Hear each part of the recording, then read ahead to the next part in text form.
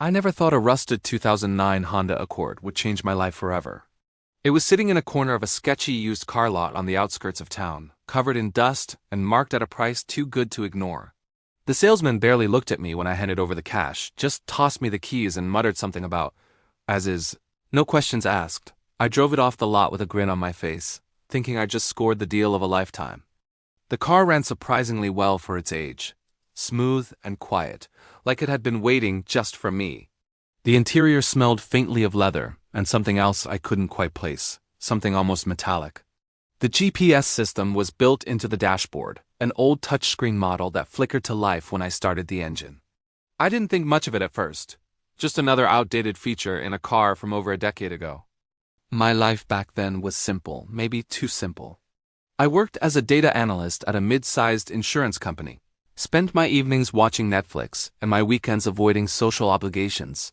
The most exciting thing in my routine was trying new coffee shops on Sunday mornings. This car was supposed to be just another practical purchase, a way to get from point A to point B without draining my savings. It wasn't until the third day of owning it that things started to feel off. I was driving home from work, taking my usual route down Maple Avenue, when the GPS suddenly chimed and displayed a new destination I hadn't entered. The screen read, Route 2 Martinez Street Collision, 6:47 p.m. Tonight. My hands tightened on the steering wheel as confusion washed over me. I tried to cancel it, pressing every button on the screen, but it wouldn't go away. The arrow on the map pulsed, urging me to take a left turn I'd never taken before. Against my better judgment, I followed it, telling myself I was just curious, that it was probably some kind of glitch. The GPS led me through narrow side streets I didn't recognize, past abandoned warehouses and dim streetlights. The voice that came through the speakers wasn't the usual robotic GPS tone. It sounded almost human, with a slight echo, like someone speaking from far away.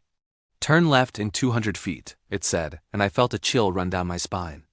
Something about this felt deeply wrong, but I couldn't stop myself from following the directions. Then I saw it. At exactly 6:47 p.m., I arrived at the intersection of Martinez Street just as two cars slammed into each other with a sickening crunch. Glass shattered across the pavement, and smoke poured from one of the hoods. I sat there frozen, my heart pounding in my chest, as people rushed out of nearby buildings to help.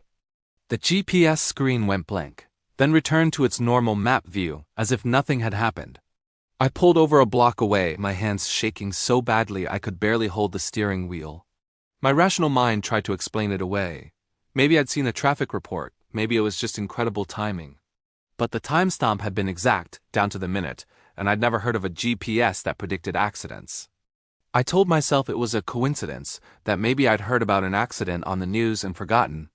But deep down, I knew that wasn't true. That night, I sat in my driveway staring at the dashboard for over an hour, waiting for the GPS to do something, anything. It stayed silent, its screen dark and lifeless, mocking me with its normalcy. I researched online for hours, searching for anything about GPS systems showing future events. I found nothing except conspiracy theories and science fiction stories. I checked the car's history through the VIN number and discovered it had been owned by 3 different people in the past 5 years. None of their names meant anything to me, and the dealership refused to give me more information. The next morning, it happened again. I was about to leave for a coffee run when the GPS lit up on its own, displaying a new route. Destination: Riverside Park Rescue, 10:15 a.m. Today.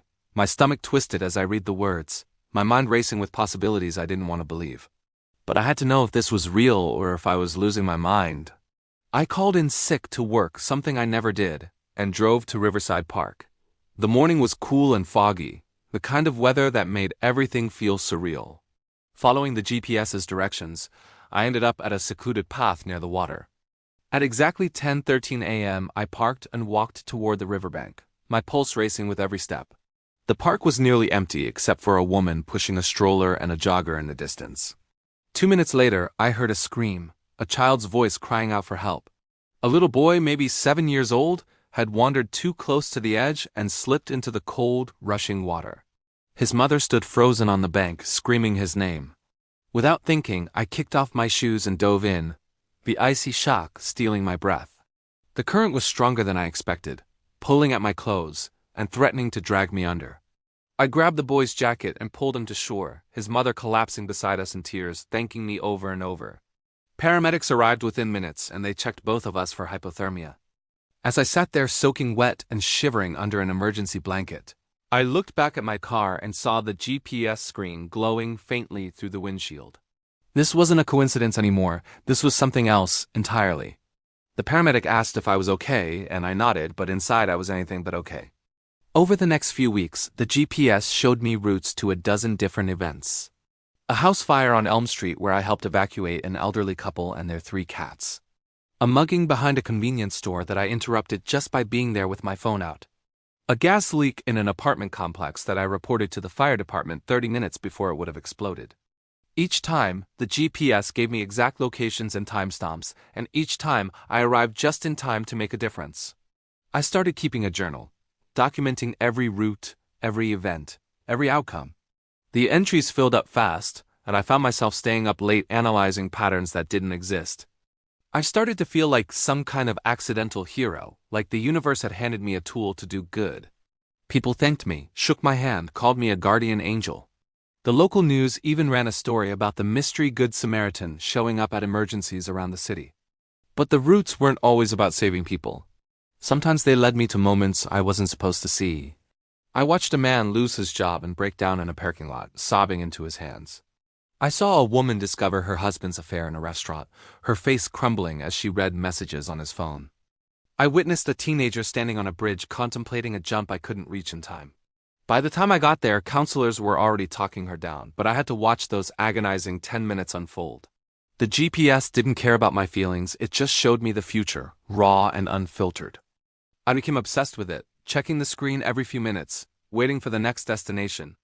My friends noticed I was distant, always glancing at my phone or rushing off with vague excuses. My boss complained I was distracted, missing deadlines and showing up late to meetings. My sister called me one evening, concerned about my behavior. "You're not yourself," she said. "You look exhausted, you're jumpy, and you keep checking your car like it's going to run away." I wanted to tell her everything, to share the burden of this impossible knowledge, but I knew she'd never believe me. How could I ignore something this powerful, this impossible? I convinced myself I was doing the right thing, that every life I touched made it all worthwhile. But the weight of foresight was crushing me slowly, turning me into someone I didn't recognize. Then one night, the GPS showed me something that made my blood run cold. Destination, your apartment, break-in and assault, 11:32 p.m. Tonight, I stared at the screen in disbelief, my hands trembling as the reality sank in. This time, the future event wasn't somewhere across town, it was about me. I sat in my car outside my apartment building, watching the minutes tick by on the dashboard clock. My mind raced with questions I couldn't answer. Should I go inside and try to stop it, or should I drive away and let the future unfold without me? What if trying to change it made things worse? Every physics movie I'd ever seen warned about paradoxes and consequences. But this wasn't a movie. This was my life, my safety, my home being violated. At 11:25 p.m., I made my decision. I grabbed a flashlight from the glove box and a tire iron from the trunk, then quietly entered my building. The elevator hummed as it carried me up, each floor making my heart beat faster. My apartment was on the 3rd floor, and as I approached my door, I heard muffled voices inside. 2 men, talking in hushed tones about what they could carry quickly. My heart hammered in my chest as I realized the GPS had been right again. I called the police from the stairwell, whispering my address and situation, then waited in the shadows. The dispatcher told me to stay back, to not engage, to let the officers handle it. At 11:32 p.m. exactly, 2 men burst out of my apartment carrying a bag of my belongings. They ran straight into the arriving officers who'd entered from the opposite stairwell. The men were arrested on the spot, my belongings scattered across the hallway. I gave my statement in a daze, still processing how close I'd come to walking into a dangerous situation blind. But something felt wrong. As the police left and I surveyed my ransacked apartment, I noticed the GPS in my car was glowing again from the street below. My laptop was gone, my TV was smashed, but all I could think about was that glowing screen. I ran downstairs and looked at the display, my breath catching in my throat. Destination, salvage yard, vehicle destruction, 7 a.m. tomorrow. The address was familiar, a place I'd driven past dozens of times on the highway. I didn't sleep that night. I sat in my car researching the address, a salvage yard on the far edge of the city. Why would the GPS lead me to its own destruction? Was someone trying to get rid of it, or was this some kind of ending I was supposed to witness? The questions gnawed at me until dawn broke over the horizon. I made coffee in my damaged apartment, then sat in the car, watching the clock. Every minute felt like an hour. Every hour felt like a lifetime. At 6:30 a.m., I drove to the salvage yard, my palms sweating against the steering wheel. The place was a graveyard of crushed metal and broken glass, cars stacked in rusted towers like tombstones. A chain-link fence surrounded the property, topped with barbed wire.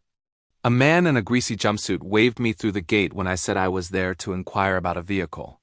His face was weathered, his eyes tired, like he'd seen too many cars come through here to care anymore. I parked near the office and waited, watching the clock creep towards 7 a.m. Then I saw it.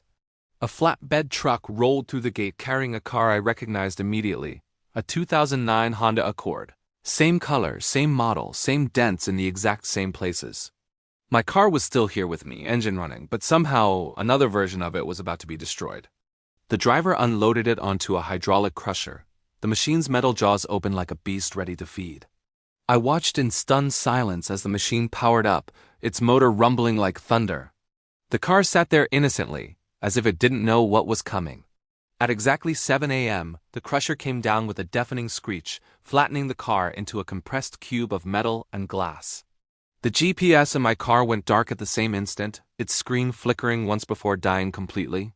I sat there trembling, trying to make sense of what I'd just witnessed. I got out and approached the worker. "That car you just crushed, where did it come from?" He consulted his clipboard and shrugged. "Repossession from 3 towns over. Owner stopped making payments 6 months ago. The license plates were different, the VIN would be different, but everything else was identical."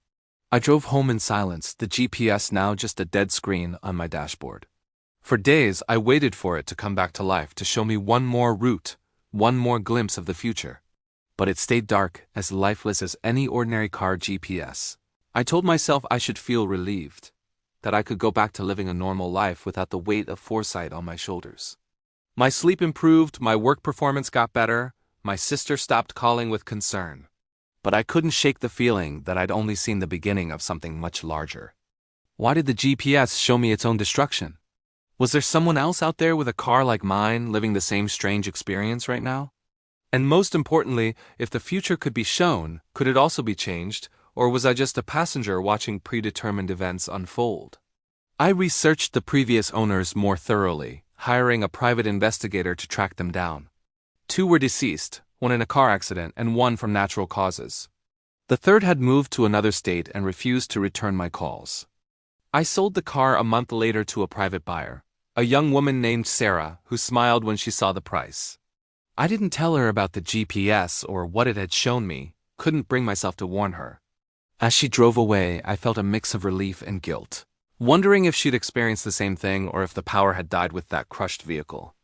Sometimes late at night, I still think about those routes, those moments where I stood at the intersection of fate and free will. I saved lives, witnessed tragedies, and learned that knowing the future doesn't mean you can control it. The GPS gave me a gift and a curse, and I'm still not sure which one weighed heavier. All I know is that every time I see a used car lot now, I walk a little faster because some deals are too good to be true. I drive a new car now with a modern GPS that only shows me where I want to go. But sometimes, just for a second, I swear I see the screen flicker with a timestamp that hasn't happened yet. And somewhere out there, on a dashboard in a car I used to own, I wonder if that screen will ever light up again. I wonder if Sarah is following mysterious routes to unknown destinations. I wonder if she's saving lives or just trying to survive the knowledge that the future isn't as fixed as we all believe. The truth is, I'll never know, and maybe that's for the best. Some mysteries are meant to remain unsolved. Some questions are meant to go unanswered. But I can't help checking the news every day, looking for stories of accidents prevented, disasters averted, lives saved by mysterious strangers who appeared just in time. Thank you so much for listening to this story.